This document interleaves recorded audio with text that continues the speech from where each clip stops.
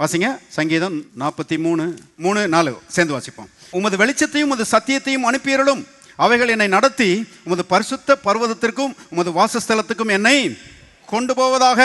அப்பொழுது நான் தேவனுடைய பீடத்தண்டைக்கும் எனக்கு ஆனந்த மகிழ்ச்சியா இருக்கிற தேவனிடத்திற்கும் பிரவேசிப்பேன்.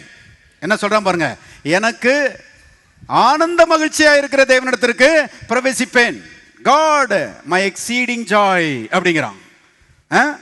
கர்த்தரிடத்தில் பிரவேசிப்பேன் சொல்லல, எனக்கு ஆனந்த மகிழ்ச்சியா இருக்கிற தேவனிடத்தில் பிரவேசிப்பேன். எப்படி கர்த்தரை பாருங்க அவன் அனுபவிக்கிறான் பாருங்க. அருமையானவர்களே, அவனுக்கு எல்லாம் இருந்துச்சு, பணம் இருந்துச்சு. ஆனா பணம் என்னுடைய ஆனந்த மகிழ்ச்சின்னு சொல்லல. விளங்குதா? பதவி இருந்துச்சு, அவனுக்கு பெரிய ராஜாவா இருந்தான். ஆனா அந்த பதவி எனக்கு ஆனந்த மகிழ்ச்சின்னு அவன் சொல்லல. உலக பிரகாரமான எல்லா நன்மைகளும் அவனுக்கு இருந்தது. ஆனா உலக பிரகாரமான நன்மைகளை பார்த்து இவைகள் தான் என்னுடைய ஆனந்த மகிழ்ச்சின்னு அவன் சொல்லல. எதை பத்தி ஆனந்த மகிழ்ச்சின்னு சொல்றான்? ஆனந்த மகிழ்ச்சியா இருக்கிற என்னுடைய தேவன், God my exceeding joy. தேவனுடைய ஆனந்த மகிழ்ச்சி. அப்ப தேவனுடைய பிரசன்னம் அங்கே இருந்ததுனால அவர்கள் பாருங்க சந்தோஷம் உடையவர்களாய் அங்கே இருந்தார்கள். பாருங்க அவர்கள் கொண்டாட்டம் உடையவர்களாய் அங்கே இருந்தார்கள் என்பதை நாம் பார்க்கிறோம்.